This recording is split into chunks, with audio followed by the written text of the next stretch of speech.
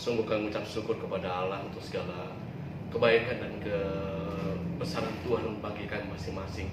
Penyertaan dahsyat atas kami semuanya hingga minggu demi minggu sampai hari ini Tuhan, kami boleh menikmati bagaimana cara Tuhan menolong, membimbing dan menuntun kami semuanya. Kami rindu hari ini kami semua diberkati Tuhan. Engkau hari di antara kami meletakkan dan menaruhkan benih-benih firman-Mu dalam setiap hati kami masing-masing sampai kami bisa memayani dengan baik. Kami menanti-nantikan berkat Tuhan turun dicurahkan buat kami semua pagi ini. Kami siap terima berkat Tuhan, kami siap ditegur Tuhan, kami siap diperbaiki Tuhan. Di dalam nama Tuhan Yesus kami bersyukur dan sudah berdoa. Haleluya. Amin. Amin. Silakan dulu saudara. Saya udah gak sabar nunggu hari Minggu dari kemarin ini. Jadi, aduh, kapan ya Minggu ya? Kapan ya Minggu ya? Jadi rindu ketemu sama teman-teman untuk kita bisa beribadah bersama-sama, untuk menyembah Tuhan bersama-sama. Rasanya tuh udah nggak sabar gitu. Tapi hari ini ketika tepat hari kita bisa bertemu, rasanya seneng ya lihat wajah-wajah yang cerah hari ini. Walaupun tetap masker sebagian, tapi cakep, cantik luar biasa. Ya maafkan saya, suara saya agak sedikit bindeng karena beberapa hari ini batuk, pilek luar biasa. Semoga tidak mengganggu ya teman-teman semuanya ya.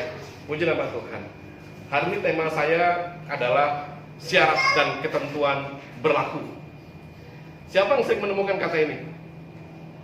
Sering ya menemukan kata syarat dan ketentuan berlaku. Di mana biasa kita menemukan kata ini? Diskonan.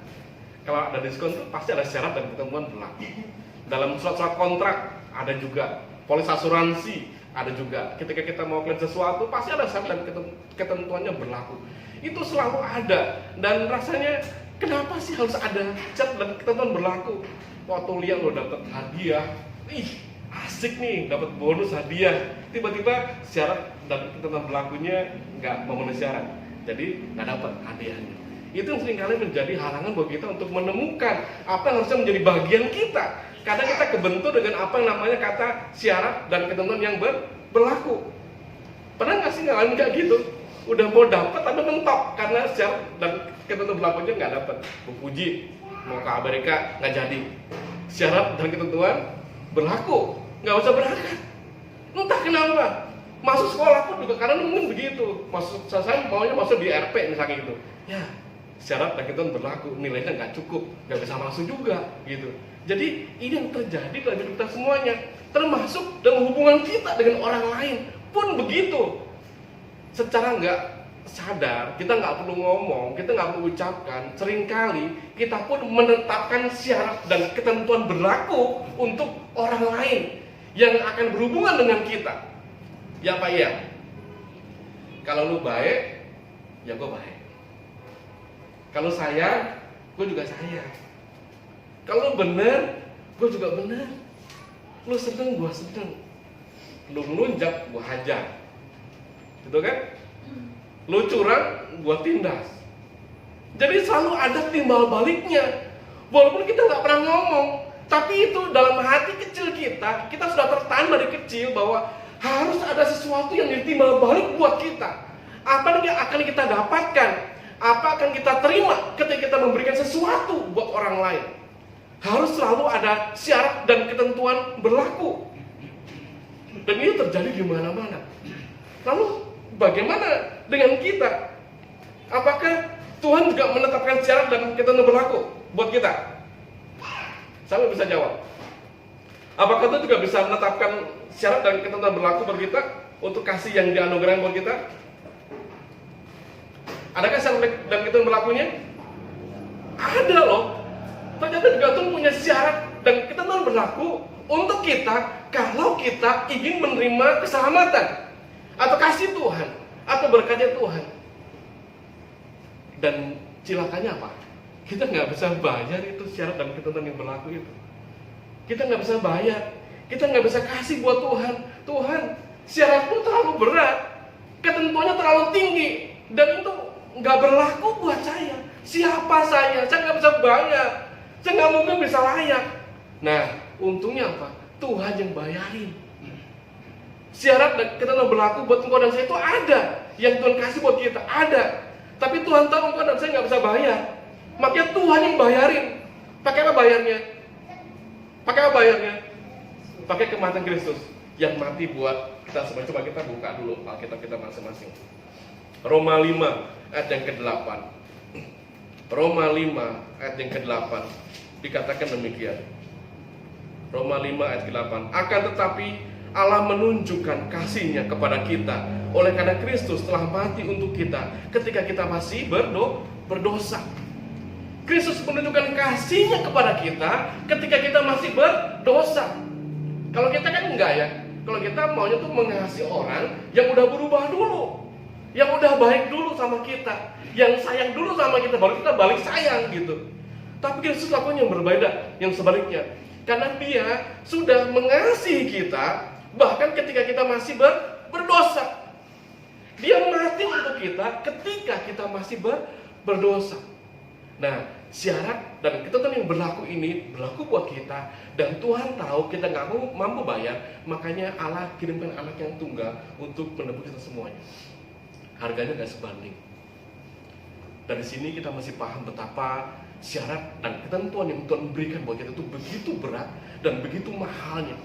Dan nggak ada lagi yang bisa menggantikan korban untuk kita selain anak yang tunggal yang dikorbankan buat kita.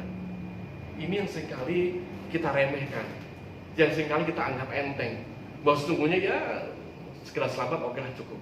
Tapi kita lupa bahwa di balik keselamatan ini ada sebuah penebusan yang luar biasa mahal sekali, yang Allah kirimkan anak yang tunggal buat kita supaya kau dan saya selamat, memenuhi syarat dan ketentuan yang berlaku itu buat kita semuanya. Dan ini sebuah masalah yang seringkali buat kita anggap enteng. Kita pikir, karena seringkali kalau kita baca syarat dan ketentuan berlaku ini kan kecil ya biasanya ya tulisannya, kecil tersembunyi gitu. Tapi saya bikin poster, saya bikin gede tulisannya. Saya bikin posternya gede supaya kita tahu, oh ya ternyata ada syaratnya, ada ketentuan yang berlaku untuk kita semuanya di hadapan Tuhan. Nah, sekarang masalahnya apa? Tuhan pun ingin kita juga bisa perlakukan hal yang sama kepada orang lain. Dan ini nggak gampang, teman-teman semuanya. Ini sesuatu yang luar biasa. Ketika ini dinyatakan buat kita semuanya, ini rasanya nggak adil ya. Kenapa saya harus mencintai orang yang nggak cinta sama saya? Kenapa saya mesti sayang sama orang yang justru membenci saya? Kenapa saya harus baik sama orang yang malah jahat kepada saya? Kenapa saya harus membimbing orang yang nggak mau dibimbing? Kenapa saya masih mengasihi orang yang nggak bisa dikasihi? Ada nggak sih orang yang nggak bisa dikasihi? Ada. Ada orang yang dablek gitu ya, berulang-ulang dikasih tahu, nggak mempan juga.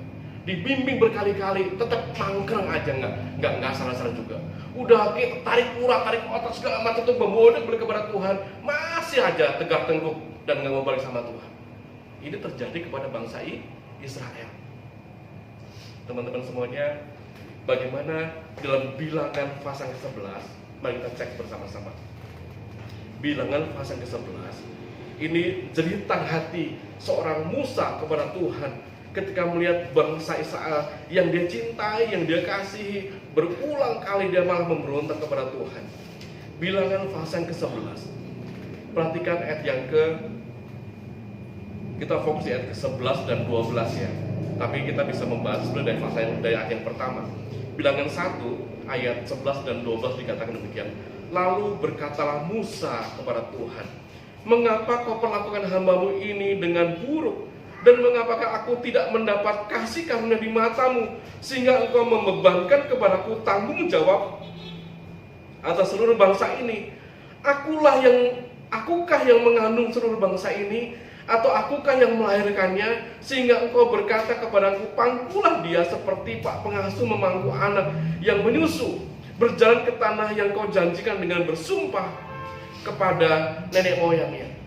Saudara kasih, kita lihat pasal ini bicara tentang api Tuhan. Orang-orang yang bersungguh-sungguh kepada Tuhan, yang menyesali perjalanan mereka menuju tanah Kanaan, yang mereka merasa, kok aku sengsara ikut Tuhan ya. Bukannya mengucap syukur sama Tuhan, malah bersungguh-sungguh, dan Tuhan marah. Akhirnya katakan mereka dibakar dengan nyala api Tuhan di tepi perkemahannya dengan luar biasa. Mereka berteriak ketakutan, dan Musa dan Harun harus berdoa sama Tuhan, Tuhan matikan api ini. Tuhan matikan api ini.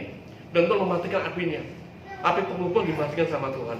Tapi nggak lama berselang, belum lama waktu itu terjadi, setelah mereka terbakar di Tabera hari itu, ada orang-orang bajingan dikatakan di ayat yang keempat. Orang-orang bajingan yang ada di antara mereka kemasukan nafsu rakus. Mereka teriak-teriak lagi, Musa, berikan kami makan daging. Tiap hari bosan cuma makan mana doang. Beri kami makan daging. Sama seperti bangsa waktu tinggal di tanah Mesir, kita bisa makan daging dengan kenyang, makan bawang dengan kenyang, makan segala macam dengan kenyang. Sekarang kita kekurangan daging, berikan kami daging. Semua bangsa memberontak, semua bangsa berteriak sama Musa, beri kami daging. Itu jumlahnya 600 ribuan orang, hampir 1 juta orang yang dipimpin sama Musa. Kalau mereka minta daging, berapa banyak daging kurban yang akan dipotong? Kemarin kalau waktu Idul Kurban kemarin, 1 sapi dipotong-potong mungkin bisa kebagian berapa kira-kira? 100 kakak dapat kebagian? Mungkin bisa lebih ya, 200-300 kakak mungkin masih kebagian. Tapi ini ratusan ribu orang, hampir 1 juta orang. Entah berapa kambing domba yang akan dikorbankan. Dan Musa pun bertanya, kalau engkau akan memberi kami mereka makan daging, berapa banyak domba yang akan kami potong? Berapa banyak sapi yang akan kami potong untuk memberikan mereka makan? Tapi Tuhan berkata, aku yang akan kasih mereka makan. Tapi ketika Musa melihat sungut-sungut orang ini, dia merasa, Tuhan, ini orang-orang kok begini amat ya? Orang-orang yang ku cintai ini kok begini amat ya? Orang yang ku bela ini kok begini amat ya? Bukannya mendukung aku, malah merongrong begitu rupa. Membuat Musa jengkel. Sampai dia berteriak sama Tuhan. Alkitab katakan Musa ini orang yang paling lembut hatinya, bukan? Orang yang paling lembut hatinya. Orang yang lembut hati pun seringkali kalau digocok kayak begini pun ada nggak tahannya. Ada ambang batasnya, kesabarannya mungkin mulai hilang. Dan dia berseru sama Tuhan, Tuhan, aku ini siapa? Emang aku yang lahirkan mereka? Engkau suruh aku tanggung mereka, Engkau suruh aku pangku mereka, menyusui mereka, sambil membimbing mereka ke tanah Israel, ke tanah Kanaan. Siapa mereka? Orang-orang bajingan semuanya. Mungkin kalau kita ngomong bahasa hari-hari, dia ngomong sama Tuhan begitu. Karena saking keselnya, Tuhan taruhkan orang-orang yang gak patut dikasihi, orang-orang yang durhaka, orang-orang yang bersungut-sungut ini di dalam hidupnya Musa untuk dibimbing masuk ke tanah Kanaan. Rasanya buat Musa nggak adil. Makanya dia berseru di dalam ayat ke-11, dia katakan dengan cara yang luar biasa sama Tuhan, akukah yang mengandung mereka? Akukah? Seolah apa aku ini orang tuanya? Apakah orang tuanya harus membimbing mereka semuanya? Bapak terkasih, mari kita cek di sekitar kita, adakah orang-orang di sekitarmu yang kau kasihi, yang kau cintai, tapi sesungguhnya dia nggak layak untuk dicintai sesungguhnya. Dia nggak layak untuk disayang. Kelakuannya bikin kita malas gitu loh. Kelakuannya bikin kita rasanya, kenapa sih Tuhan taruhkan orang-orang seperti di sekitar? Musa pun berseru sama Tuhan, Tuhan, kenapa Tuhan taruhkan orang di sekitarku dalam hidupku untuk kubawa mereka kepada Kristus? Mari kita berbalik kepada diri kita sendiri. Siapa kita dulunya? Nah, ini yang Tuhan maksudkan. Siapa kita dulunya? Kita pun dulunya nggak layak. Kita pun harusnya binasa. Kita nggak mampu bayar. Tapi Tuhan tebus kita dengan cara yang luar biasa sampai pada saya selamat. Tuhan nggak tuntut banyak pengorbanan lagi karena Tuhan tahu engkau dan saya nggak mampu bayar. Tuhan tebus kita dengan caranya, syarat dan kita berlaku, berlaku. Tapi bukan buat kita lagi. Bicara sama Tuhan, aku yang bayar, aku yang tebus, aku diselamatkan dengan nyawaku, dengan darahku, dengan pengorbananku di kayu salib buat engkau dan saya. Dan sekarang Tuhan ingin kita sama-sama belajar menggenapi apa yang sedang kita kumpuli dalam beberapa bulan ini. Tambahkanlah kasihmu akan saudara-saudara. Yesus menentang banyak hal, artinya berjalan berbeda dengan cara orang lain. Minggu lalu saya bicara tentang orang Samaria, bukan? Masih ingat perempuan Samaria? Bagaimana Tuhan menuntun orang Samaria ini orang-orang yang gak layak dikasih, orang yang harusnya dihindari, orang yang harusnya disingkirkan dan gak ditemenin. Tapi Yesus mau datang ke sana, dan dia harus datang ke sana untuk datang ke orang Samaria ini untuk diselamatkan. Dan dia menjadi buah pertobatan bagi banyak orang di daerah Samaria. Suatu hari Yesus pergi ke Yeriko. Lalu ketika di tengah jalan, dia lihat ada seorang yang bernama siapa? Yang di pohon itu? Sakius apa Lazarus? Sakius, bukan Lazarus ya. Sakius, segera turun. Aku harus menumpang di rumah. Sementara Sakius di kota Yeriko, kita tahu reputasinya orang yang sangat dibenci oleh orang-orang Yeriko, sangat nggak disukai orang Yahudi. Dia masih hidup aja mending, nggak dibunuh aja masih syukur, nggak dikasih lihat Tuhan dia. Ketika dia berbondong-bondong untuk melihat kerumunan, untuk melihat di mana Yesus akan lewat, dia terpaksa naik ke atas pohon. Tapi justru Yesus mendatangi orang yang menurut pengamatan banyak orang layak disingkirkan dan gak pantas untuk dicintai dan gak patut dikasihi. Tetapi Yesus datang kepada dia dengan sebuah syarat dan ketentuan yang berlaku harusnya. Tapi Tuhan coret itu semuanya. Sakius segera turun. Yesus yang datang kepada Sakius. Yesus yang menghampiri Sakius. Sakius gak punya keberanian untuk menyapa Tuhan. Dia sadar, tahu diri untuk kepada siapa dia datang. Dia hanya cukup bisa melihat dari jauh. Oh, itu Tuhan. Oh, itu Allah. Oh, itu yang diluluhkan orang. Itu orang yang terkenal, itu Mesias. Dia cuma bisa melihat dari jauh, nggak berani menghampiri Tuhan. Tetapi anugerah Tuhan berlaku buat Sakius.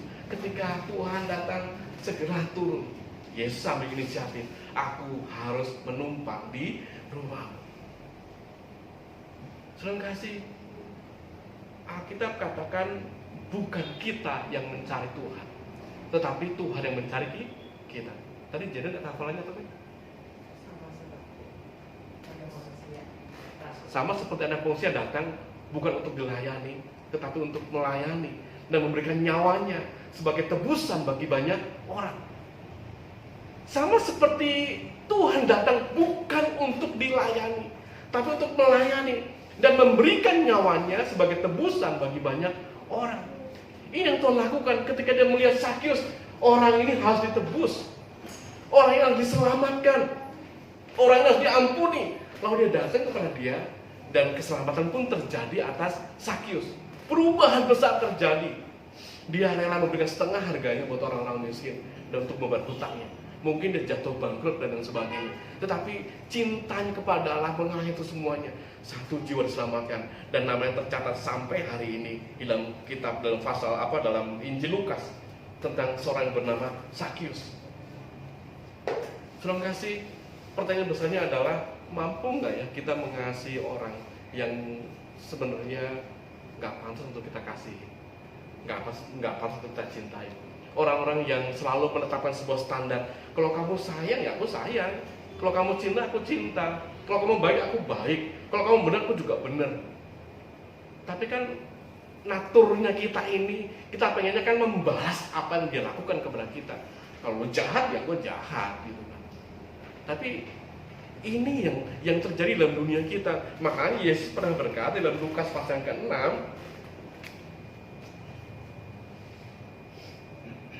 ini yang terkatakan Lukas 6 ayat yang ke-32 sampai 36. Dikatakan demikian. Lukas 6:32. Dan jikalau kamu mengasihi orang yang mengasihi kamu, apakah jasamu? Karena orang-orang berdosa pun mengasihi juga orang-orang yang mengasihi mereka. Sebab jikalau kamu berbuat baik kepada orang yang berbuat baik kepada kamu, apakah jasamu? Orang-orang berdosa pun berbuat demikian. Dan jikalau kamu meminjam sesuatu kepada orang karena kamu berharap akan menerima sesuatu daripadanya, apakah jasamu? Orang-orang berdosa pun meminjamkan kepada orang berdosa supaya mereka menerima kembali sama banyak. Tetapi kamu kasihlah musuhmu dan berbuat baik kepada mereka dan pinjamkan dengan tidak mengharapkan balasan. Maka upamu akan besar dan kamu akan menjadi anak-anak Allah yang Maha Tinggi.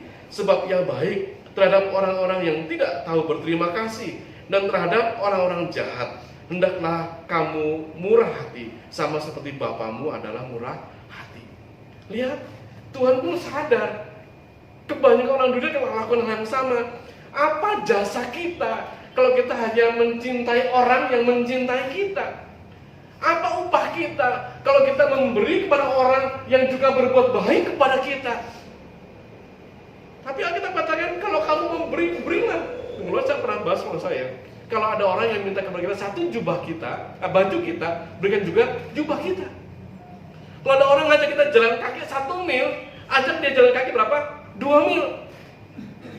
Jadi kita bisa belajar memberi lebih kepada orang, sama seperti yang Kristus lakukan buat engkau dan saya, buat kita semuanya, bahwa ini standar baru yang Allah taruhkan di hati kita semuanya, yang memberikan buat kita. Kata tambahkanlah kasih kepada saudara-saudara. Tambahkanlah kasih kepada saudara-saudara. Suatu hari orang-orang Farsi berkata, siapakah sesamaku manusia? Orang seperti apa? Mereka mulai mengajak berdalih. Kita kan juga suka gitu kan ya. Saudaraku yang mana yang aku kasih? Yang gak itu? Sorry ya. Yang itu? Minta ampun deh. Yang itu? Enggak deh. Kita pilih-pilih saudara untuk kita menaruhkan kasih kita kepada mereka semuanya. Tapi Yesus gak pandang bulu. Siapapun ditemui, dihampiri, bahkan orang-orang yang gak layak dikasih pun Tuhan datengin. Sehingga ada orang Samaria yang selamat, ada Sakyus yang selamat, ada siapa pelacur yang diselamat Tuhan juga, yang memecahkan pudi-pudi di kaki Yesus juga diselamatkan. Orang yang disingkirkan, orang yang jauh, orang yang harusnya memang layak untuk